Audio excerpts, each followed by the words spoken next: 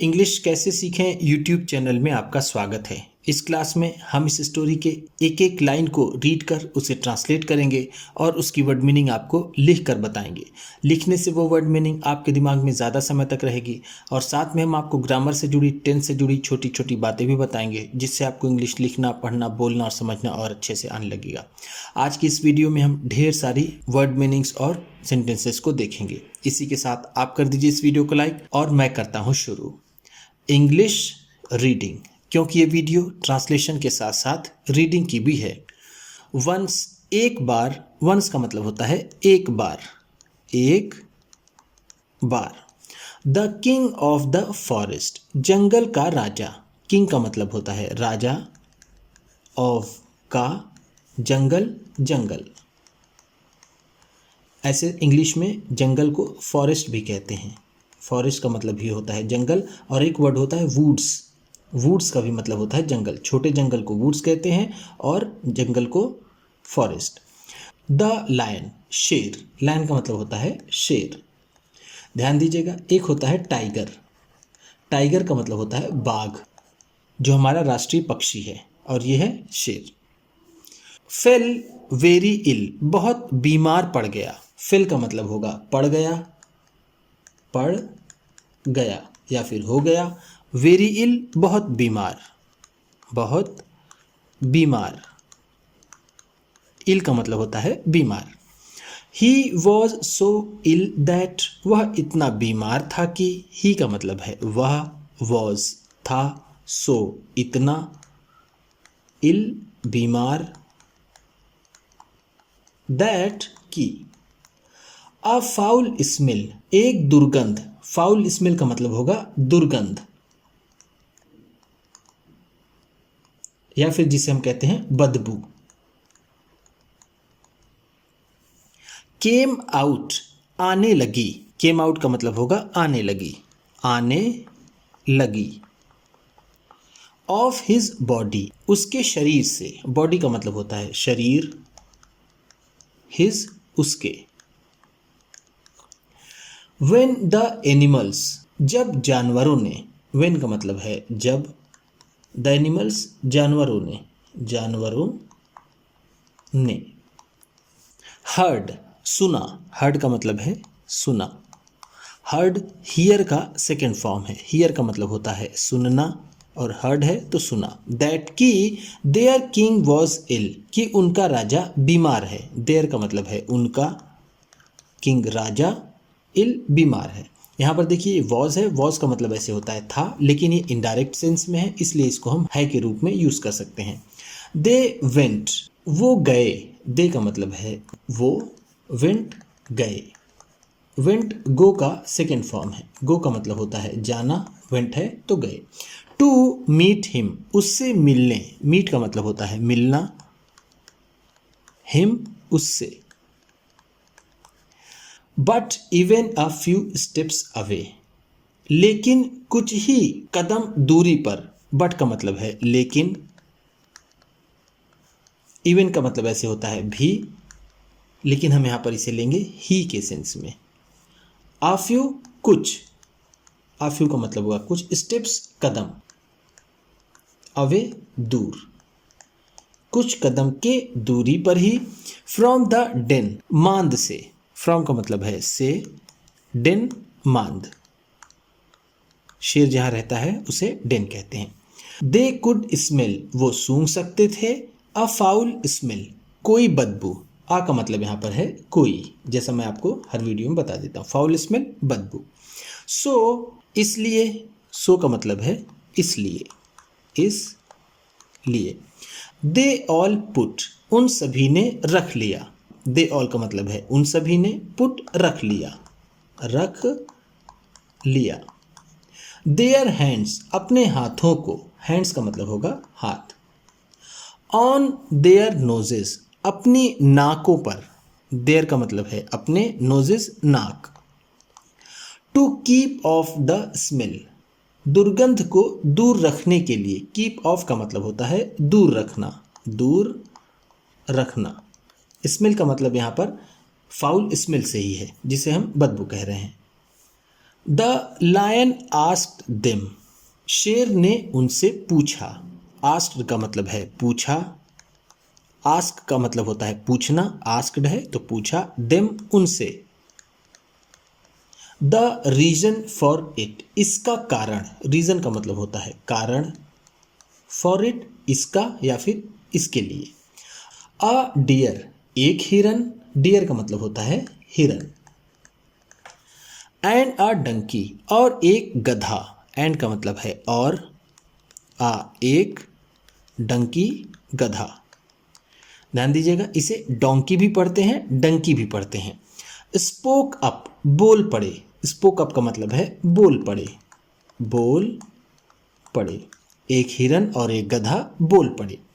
Because a foul smell, क्योंकि दुर्गंध, because का मतलब है क्योंकि, क्यों की, अ फाउल स्मेल दुर्गंध, इज कमिंग आ रही है, इज का मतलब है कमिंग आ रही। आउट ऑफ योर बॉडी, आपके शरीर से, आउट ऑफ का मतलब यहां पर होगा से, योर आपकी, बॉडी शरीर से। लायन फेल्ट इंसल्टेड, शेर ने अपमानित महसूस किया, फेल्ट का मतलब होगा महसूस किया, महसूस किया। फेल्ट फील का सेकेंड फॉर्म है, फील का मतलब होता है महसूस करना, महसूस करना, और फेल्ट है तो महसूस किया। इंसल्ट का मतलब होता है अपमानित, शेर ने अपमानित महसूस किया। ही लॉस्ट हिज टेम्पर, वह अपना आपा खो बैठा, या फिर वो उसने अपना नियंत्रण खो दिया। लॉस्ट का मतलब होगा खो दिया।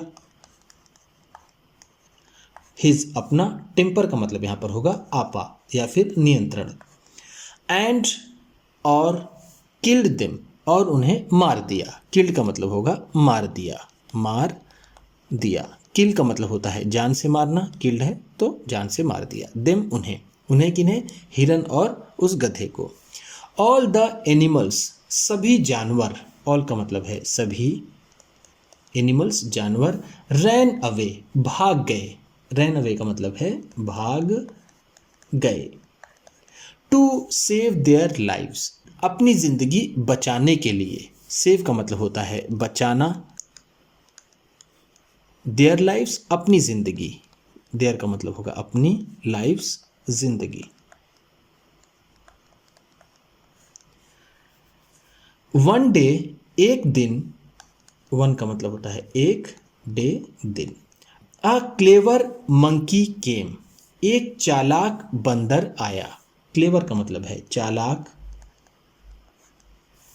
मंकी बंदर, केम आया।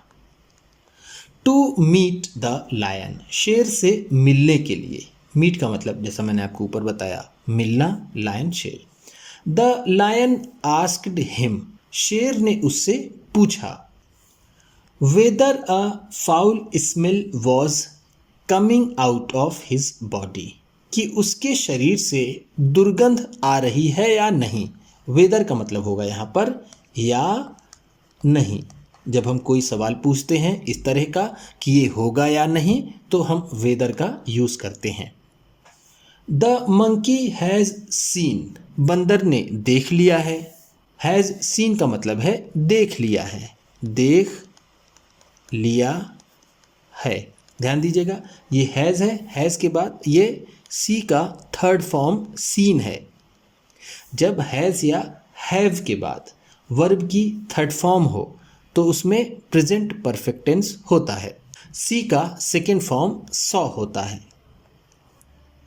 द डेड बॉडीज, मृत शरीरों को, डेड का मतलब है मृत या फिर मरे हुए, बॉडी शरीर को, ऑफ द डियर हिरन के, एंड द डंकी और गधे के। सो इसलिए ही सेड, उसने कहा, सेड का मतलब है कहा, सेड से का सेकेंड फॉर्म है। से का मतलब होता है कहना, सेड है तो कहा। Your majesty, Maharaj, your majesty का मतलब है महाराज, महाराज, महाराज।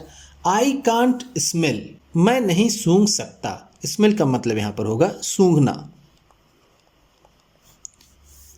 आई मैं। बिकॉज क्योंकि माई नोज इज क्लोज्ड, मेरी नाक बंद है। क्लोज का मतलब होगा बंद, इज है। ड्यू टू द कोल्ड, सर्दी के कारण। ड्यू टू का मतलब है के कारण या फिर की वजह से, की वजह से। मेरी नाक सर्दी की वजह से बंद है। कोल्ड का मतलब यहाँ पर होगा सर्दी या फिर जिसे हम जुकाम कहते हैं। And the monkey ran away, और वो बंदर भाग गया। रैन अवे का मतलब मैंने आपको ऊपर बताया, भाग गया। टू सेव हिज लाइफ, अपना जीवन बचाने के लिए। ही वॉज क्लेवर इनफ, वो काफ़ी चालाक था। वॉज का मतलब था, क्लेवर चालाक, इनफ काफ़ी। एंड न्यू दैट, और जानता था। न्यू का मतलब होगा जानता था, जानता था। न्यू नो का सेकेंड फॉर्म है। नो का मतलब होता है जानना, न्यू है तो जानता था। दैट की वन शुड स्पीक, किसी को भी बोलना चाहिए। वन का मतलब यहाँ पर होगा किसी को भी, किसी को भी। शुड चाहिए, स्पीक बोलना। अकॉर्डिंग टू द सिचुएशन, परिस्थिति के अनुसार। अकॉर्डिंग टू का मतलब है के अनुसार, के अनुसार। द सिचुएशन, परिस्थिति के। वो बंदर काफ़ी चालाक था और जानता था कि किसी को भी परिस्थिति के अनुसार बोलना चाहिए। उम्मीद करता हूँ इस क्लास में बताई गई वर्ड मीनिंग्स आपको अच्छी लगी होंगी। सबसे अच्छा वर्ड कौन सा लगा इसे कमेंट बॉक्स में ज़रूर बताइएगा। इसी तरह की वीडियोस के साथ साथ ढेर सारी रीडिंग की, ट्रांसलेशन की और बहुत सी इंग्लिश सीखने वाली वीडियोस पाने के लिए चैनल को सब्सक्राइब कीजिए और ये वीडियो किसी न किसी अपने एक दोस्त को, मित्र को, परिवार वाले को शेयर भी ज़रूर कर दीजिएगा। तो चलिए मिलते हैं फिर अगली वीडियो में।